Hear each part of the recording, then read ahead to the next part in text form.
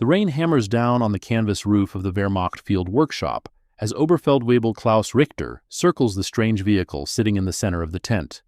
Water streams through a shrapnel tear in the fabric above, pooling on the hood of the American machine.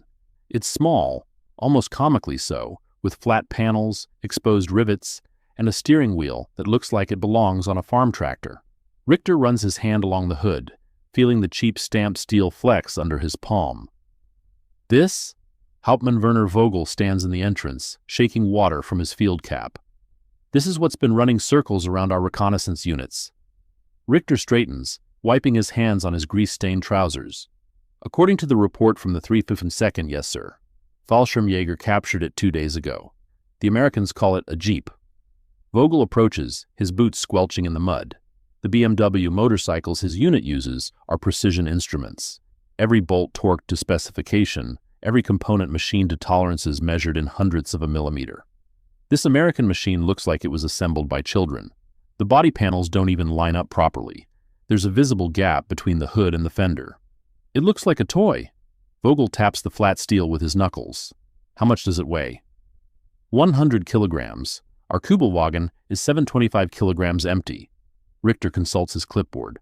The engine is 2.2 liters, 4 cylinders, side valve design, maximum 60 horsepower. Side valve engines are primitive, the kind of thing you'd find in a pre-war delivery truck. Vogel examines the construction, running his hand along the crude welds. These welds are atrocious. One machine gun burst would tear this apart. He pulls open the driver's door. Inside, the interior is Spartan to the point of absurdity. 2 canvas seats, 3 gauges, a gear shift that looks bent from pipe. No padding, no sound insulation, nothing. Start it, Vogel commands. The engine catches immediately with a rough agricultural roar.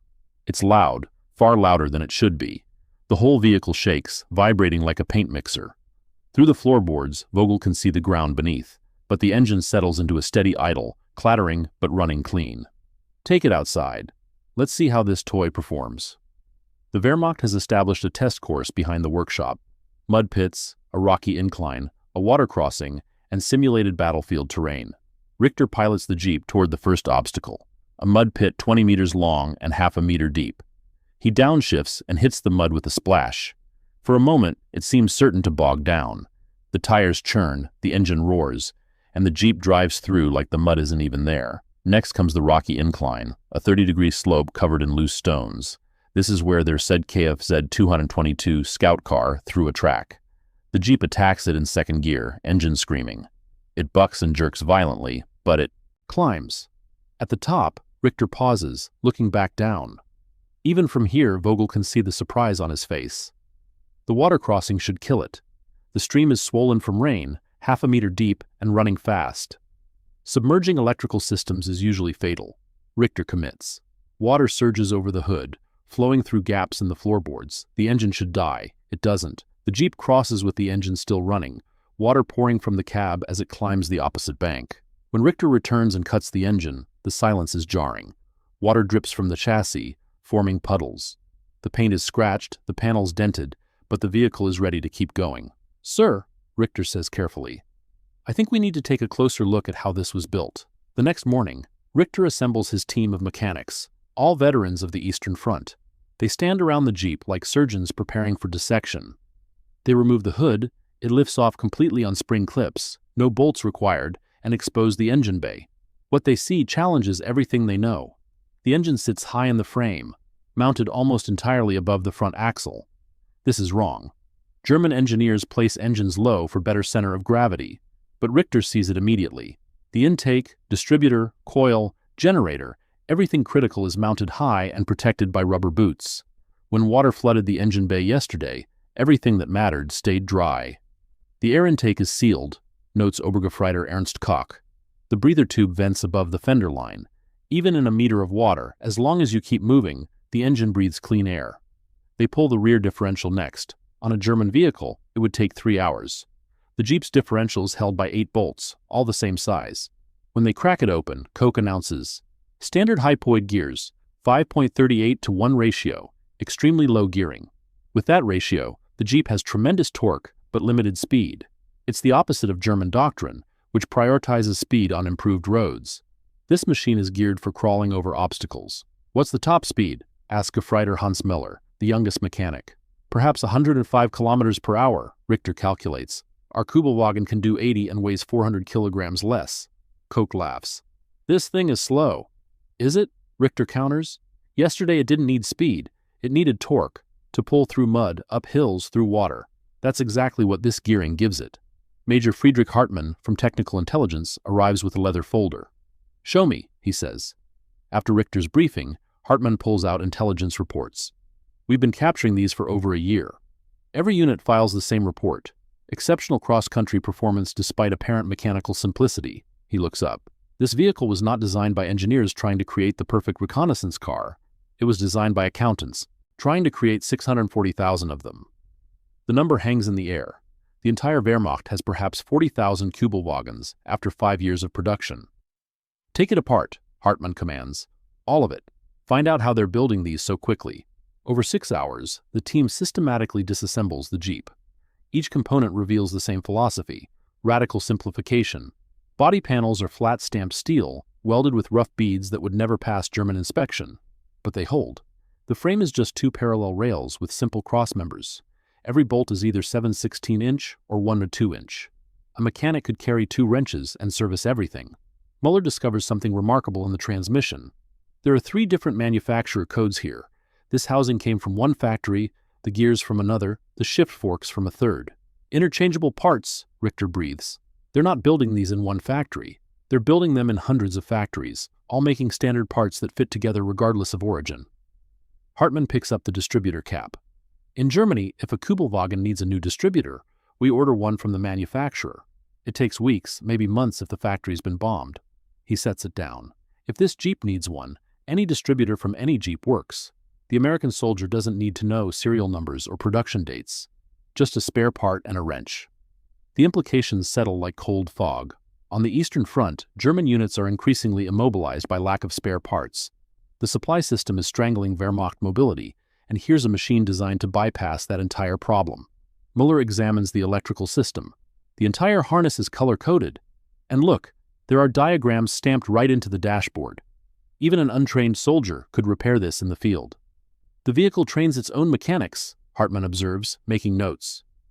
Richter straightens, looking at the disassembled components. Sir, may I speak freely? We've been approaching this wrong. We keep judging it by standards of precision engineering, sophisticated design, but that's not what this is. He picks up the distributor cap.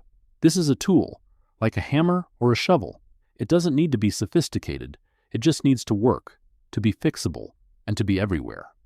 And it achieves this by abandoning everything we know about proper engineering, Vogel says. No, sir. It achieves this by understanding something we forgot. That in war, good enough today beats perfect next month. That 1,000 simple vehicles beat 100 sophisticated ones. 3 days later, Hartmann returns with a factory-fresh Kübelwagen and orders from high command. Direct comparison, same tests, measured results. The German vehicle gleams, every panel aligned precisely, every weld ground smooth. It's beautiful in the way only German engineering can be. They begin with maintenance tasks, changing oil. Kübelwagen takes 15 minutes with proper tools. The Jeep takes 12, and Muller completes it with 1 wrench. Changing a tire. Koch needs 18 minutes for the Kübelwagen, using the proper jack and specific jacking point. Muller does the Jeep in 11 minutes.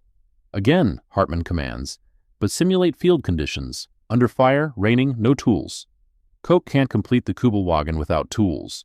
The tire lock needs a key, the lug bolts need a wrench. Muller uses his belt for leverage on the Jeep's hand-loosenable bolts, creates a crude wrench from debris pipe, completes it in 26 minutes. They move to the test course. Richter drives the Kübelwagen into the mud pit and immediately bogs down. The narrow tires dig into clay. The independent suspension allows wheels to spin freely. After 15 minutes of attempts, he needs recovery. Muller takes the Jeep through in 48 seconds, wallowing like a pig, but crossing successfully. On the rocky incline, the Kübelwagen's longer wheelbase causes it to belly out, chassis dragging. Richter can't make it past midpoint. Muller attacks in the Jeep, violent, brutal, the steering wheel threatening to break his thumbs, but the short wheelbase pivots over obstacles. It crests the hill in a cloud of dust. They spend the afternoon running increasingly punishing tests. The Kübelwagen excels on improved roads, reaching speeds the Jeep can't match. But off-road, in mud and rocks and chaos, the German vehicle struggles. Its sophistication becomes liability. The precision components require constant adjustment.